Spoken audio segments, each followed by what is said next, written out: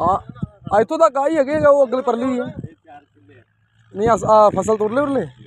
फसल वाला किला भी है एक किला हजार बची है बना लो वीडियो बना लो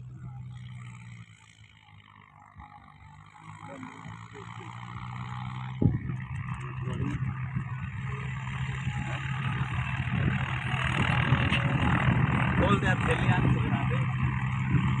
कब्जा है थैलियां पकड़ा दे